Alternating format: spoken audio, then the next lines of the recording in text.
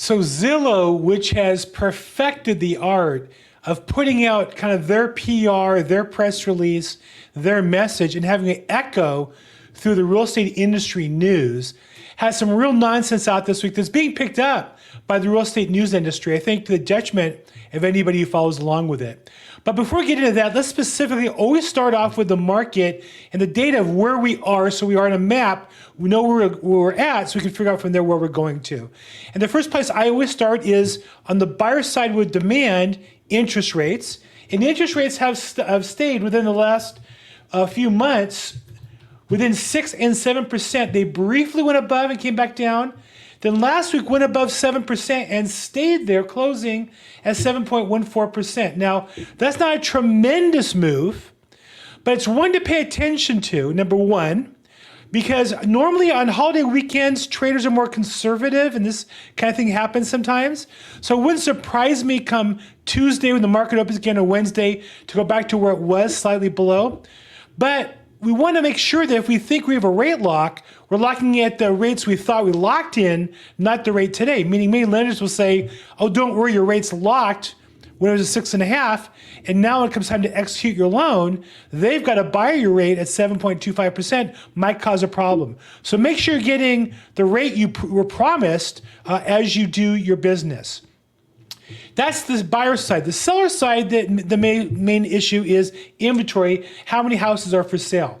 We continue to have record low inventory. In fact, this year finally went below 2021, now tied with 2022 for the all-time lowest.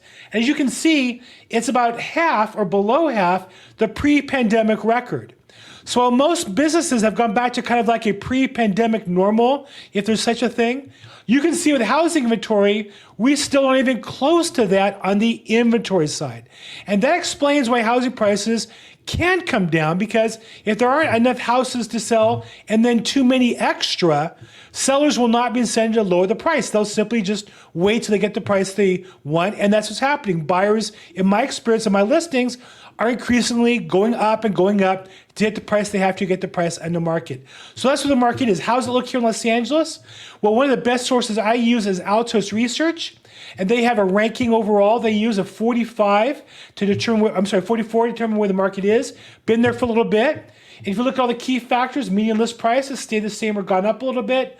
Dollars per square foot, what you get, how many square feet you get per $1,000 spent, has stayed the same or gone up a little bit.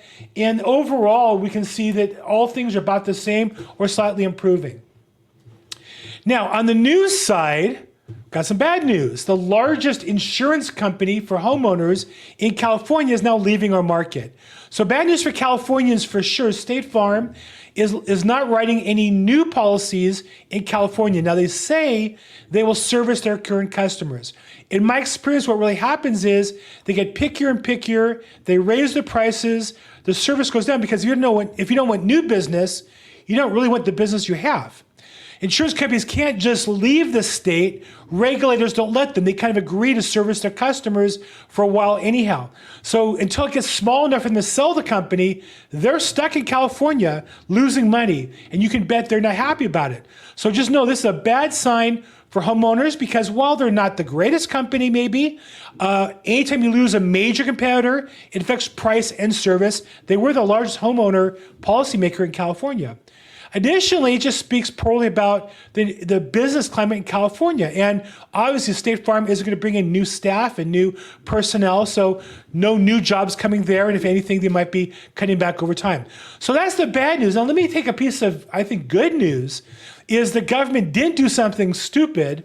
The Federal Housing Finance Association rescinded this controversial bill. This didn't get a lot of play.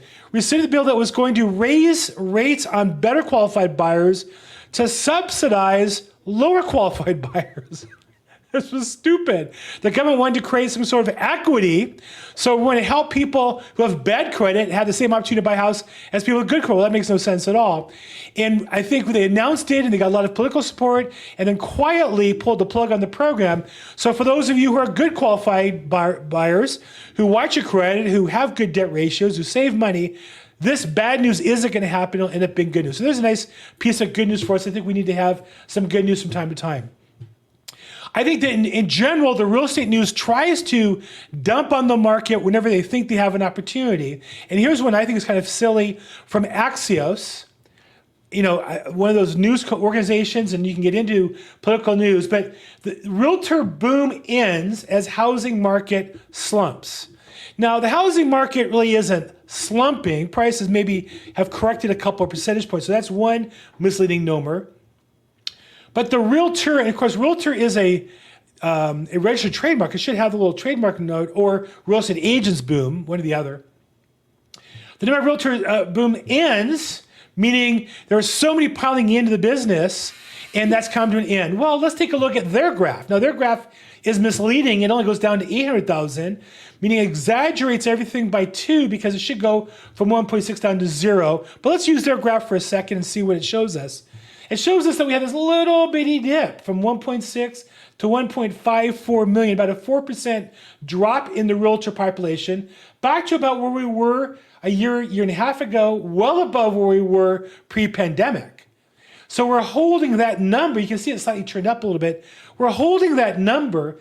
And the other thing I notice is, maybe you do too, ever since 12, goes up a little correction, up a little correction, up a little correction, meaning it's been an industry that absorbed a lot of new people. There's always seems to be a correction to fallout, and then more, and a fallout, and then more to fallout. This isn't a boom. This is a seasonal, not as in seasons of the year, but seasons of a cycle. Boom, bust kind of in real estate agent parlance is really just growth and a little cleaning out, and then growth and a little cleaning out. So I don't know that I would say the market slumped, for sure I wouldn't say that. And I would say the realtor boom ends. I would say we're back in the cycle where we're cleaning out some agents who jumped on the market maybe and aren't really providing value for their customers, and therefore getting out of the business. Now, the worst article of the week, and this is just an example, I think, of a bigger trend, how news has become really dishonest. And if you think you're getting information on innocuous sites, let's say outside of politics, just know you're not. The worst this week is on Fox 8. This is a Fox affiliate out of Cleveland, Ohio. But they're basically, and I want you to see the effect that Zillow has, rerunning Zillow's article, 10 features to increase your home value by up to $17,000. Now, obviously, this is intended to make you say, hey, honey, we could buy this and increase our house by $17,000. Let's go and do that. Now, you wouldn't do that if that thing cost, say, $20,000, right? And notice it says up to $17,000, meaning if something increases your home by $10,000, maybe you wouldn't buy it if it costs $15,000. The reality is, and I've talked about this before in prior weeks, there is nothing really you can do at a retail level. Now, unless you have your own team of people and you're buying it at wholesale and in volume, and you can cut some corners and have some extra value, there's nothing you can do to add value to a property as a retail customer that will spend money and get you back more than you spend. In my professional experience, I know it's not what people want to hear. They all want to believe that if they repaint carpet and spend $5,000 or raise the value of the house by 10 or 20, that's not realistic. That's just not how numbers work. And so here's a case where Zillow creates this fantasy, and then if that's not bad enough, Zoom 8 takes a step further where they list off in this article, pie pizza oven, Samsung large capacity, 3-door French door refrigerator. Zillow didn't track those items. Zillow just said that pizza ovens and nice refrigerators were in homes that sold for more than homes that sold for less. Duh. But watch how it goes into effect. So you have this article, buyers may want features you get most for home, steam oven, pizza oven, blah, blah. Products, and then you see capitalized. This isn't part of the article, this is the ad. Products that raise the price of your home. And this is a pie pizza oven. Now, a pie pizza oven, it actually doesn't, this particular one, I believe, is portable. It doesn't even get installed. Maybe it does. I don't know much about cooking, but here's what I tell you.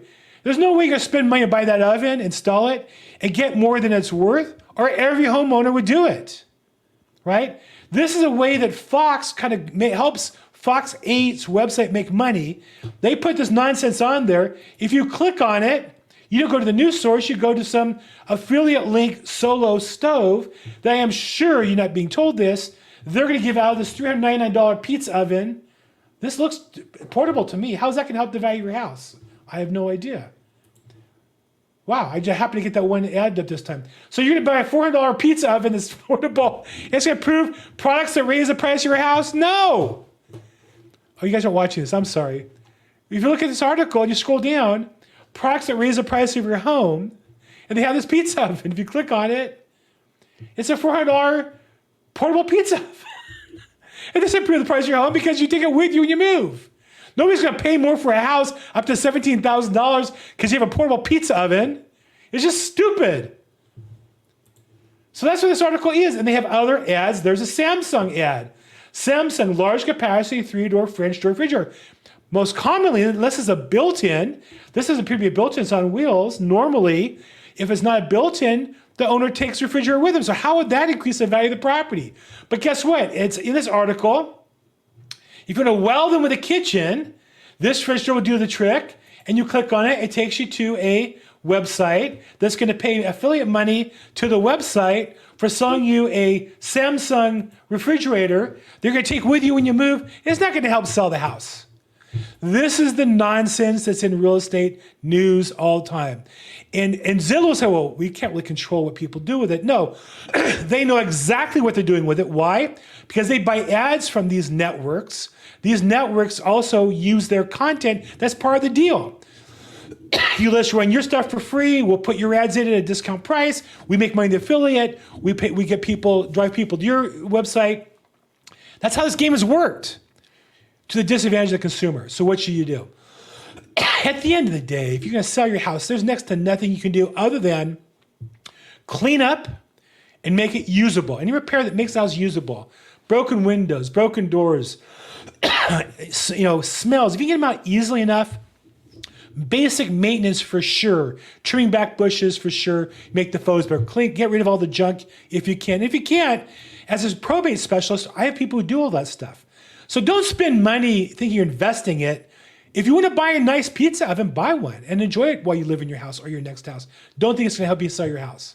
So if you have to sell your house, clean up, fix up, get the junk out, get together with me and I'll help you plan ahead of time. If you're buying a house, don't fall for the bells and whistles. You're buying a home. And a lot of the accoutrements are going to wear out over time before you have the house. It's the house that creates the value in the long run. You can put your own upgrades in and not overpay for it. So if I can help you at all, I'm Bill Gross. I'm at Bill Gross EXP. You can call and text me at the number below. As always, make today your best day ever. Thanks so much.